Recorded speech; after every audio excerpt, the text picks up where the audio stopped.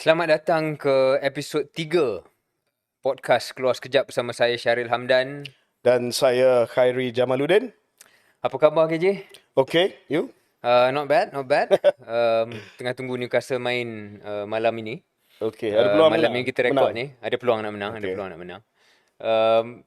Kita lepas 2 episod awal tadi banyak 2 episod sebelum ini kita dapat banyak feedback dan maklum balas dan ucapkan terima kasih kepada semua yang memberikan maklum balas dan ada beberapa perubahan format sikit-sikit lah kita buat. Kali ni kita nak ada soalan daripada pendengar yang kita akan address dalam episod ni dan juga episod susulan. Kita bermula terus kepada topik pertama dalam Banyak benda yang kita nak bincang. Banyak benda dalam topik episod ni. Dalam episod ni dia tak macam episod sebelum-sebelum ni yang mana kita just one or two topics ni kita nak run through a few. Okay. Bermula dengan berita bahawa Jabatan Pendaftaran Persatuan Pertubuhan maaf, JPP ataupun ROS lah, Registrar of Societies, telah pun mengeluarkan kenyataan bahawasanya kalau keluar betul surat yang tular itu, bahawasanya apa yang dibuat oleh Perhimpunan Agung UMNO untuk tidak ada pertandingan presiden dan timbalan presiden sebenarnya tidak sah, tetapi Menteri Dalam Negeri telah pun menggunakan kuasa beliau untuk mengecualikan keputusan ROS itu. KJ dah keluarkan video TikTok yang saya ingat agak tular. Mungkin KJ nak bagi komen sekali lagi tentang perkara ni. Okey, ya betul. Kita bagi sedikit latar belakang kepada pendengar yang mungkin tak berapa tahu tentang undang-undang pertubuhan di negara kita. Semua pertubuhan mestilah berdaftar di bawah ROS ataupun Registrar of Societies, Jabatan Pendaftaran Pertubuhan Malaysia. Dan sewaktu pendaftaran itu dibuat, semua pertubuhan mestilah menghantar perlembagaan pertubuhan. Jadi ROS ni menjadi regulator.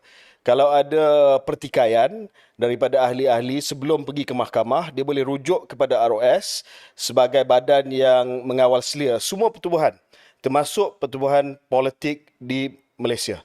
Jadi sewaktu usul yang diadakan di Perhimpunan Agung UMNO untuk blok presiden dan timbalan presiden dipertandingkan, ada beberapa ahli UMNO yang telah buat query, yang telah mempersoalkan, mempertikaikan usul tersebut dengan ROS, sama ada usul itu sah ataupun tidak. Dan ROS telah mereka semak, setelah mereka semak semua dokumentasi dan juga perlembagaan UMNO, mereka dapati bahawa usul itu adalah tidak sah. Usul itu melanggar perlembagaan UMNO itu sendiri yang mewajibkan semua jawatan dipertandingkan setiap 3 tahun ataupun kalau dapat extension 18 bulan selepas 3 tahun itu tamat. Dan tak boleh dikecualikan. Kita ada pindaan baru-baru ni. Selepas pilihan raya. Okay, tak apalah. Tapi setiap jawatan mesti dipertandingkan sewaktu pemilihan parti. Pokok pangkalnya begitu. So ROS dah keluarkan surat yang mengatakan bahawa tindakan ini tidak sah. ROS tidak kata bahawa UMNO nak diharamkan. ROS cuma memaklumkan kepada Setiausaha Agung UMNO dalam surat ini kepada Datuk Ahmad Maslan bahawa UMNO perlu mengambil tindakan pembetulan, corrective measures. Maksudnya apa? Maksudnya UMNO mesti buka presiden dan timbalan presiden untuk dipertandingkan. Cuma UMNO pilih untuk tidak buat corrective measures. UMNO bergantung kepada Seksyen 70 Akta Pertubuhan, iaitu satu peruntukan dalam undang-undang yang memberi Menteri Dalam Negeri, Datuk Seri Saifuddin Nasution, kuasa besar, kuasa mutlak untuk mengecualikan mana-mana pertubuhan, termasuk parti politik yang berdaftar di bawah ROS daripada mana-mana peruntukan di bawah undang-undang tersebut. Jadi sah lah. Kalau orang kata maknanya apa yang menteri buat ni betul. So kita dapat banyak soalan lah daripada pendengar-pendengar. Adakah tindakan yang telah dibuat oleh Menteri Dalam Negeri ini sah dari segi undang-undang dan sebagainya. Dan sebenarnya kalau kita tengok daripada jawapan Menteri, jawapan Presiden UMNO itu sendiri, semua merujuk kepada peruntukan undang-undang yang memberi kuasa kepada menteri dan tindakan itu adalah tindakan yang betul dari segi undang-undang. Memang betul lah. Ya, memang betul sebab dalam akta menteri ada kuasa mutlak.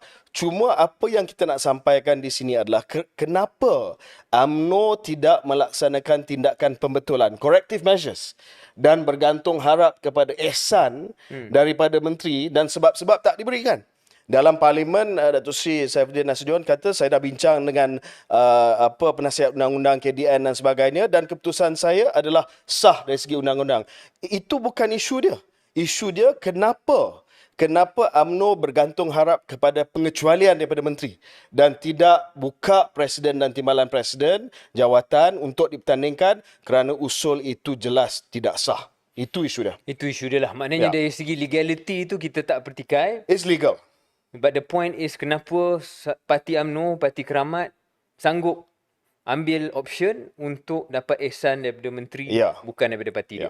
So saya dengar di kalangan UMNO sekarang ni, especially di kalangan penyokong-penyokong presiden dan sebagainya, mereka kata dah dapat pengecualian. Settle. In fact, ini adalah kenyataan daripada Mak Maslan sendiri. Dia kata dah dapat pengecualian, dah settle, move on.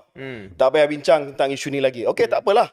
Tapi malam ini ataupun pada podcast ini kita nak rekod bahawa pengecualian itu diberi dan itu sahajalah yang telah menghalalkan usul yang tidak sah ini. Dan jangan kita termakan dengan hujah mengatakan terpaksa buat ni sebab UMNO akan diharamkan. Itu satu lagi poin yang kita nak put on record. ROS sebut dalam surat bahawa perbetulkan keadaan, corrective measures. There was another option. Tak sebut pun soal nak diharamkan. Jadi jangan ditakutkan seolah-olah Menteri Dalam Negeri telah membuat satu favor yang besar lah untuk UMNO. No. Even if he did the favour, which I guess he did, saya pun agak pelik lah kenapa benda ni seolah-olah kita perlu berterima kasih ataupun benda yang menjadikan keputusan ni benda yang baik untuk UMNO. Ada orang yang dengan sinis menyatakan bahawa selama ini PM berterima kasih dan bergantung harap kepada UMNO sebab dapat menubuhkan kerajaan perpaduan ini. Dan sekarang ni ada yang kata sekarang ini UMNO pula yang bergantung harap kepada PKR melalui Saifuddin Nasution. Saya pun nak tambah sikit KJ. Benda ni memang episod ni menunjukkan ataupun kes ini menunjukkan kadang-kadang betapa hujah yang dia pakai akhirnya memakan diri. Iaitu macam KJ bagi gambaran tadilah. Seolah-olah UMNO lah yang menyelamatkan, UMNO lah yang bagi sumbangan kepada Anwar Ibrahim dan sebagainya. Ini percaturan politik lah dan sebagainya. Tapi akhirnya sekarang ini, hujah yang guna pakai itu pada minggu-minggu awal selepas habis pilihan raya, benda tu makan diri. Sebab orang macam KJ cakap, orang akan cakap, sekarang ni UMNO actually yang bergantung harap pada PKR, bukan sebaliknya.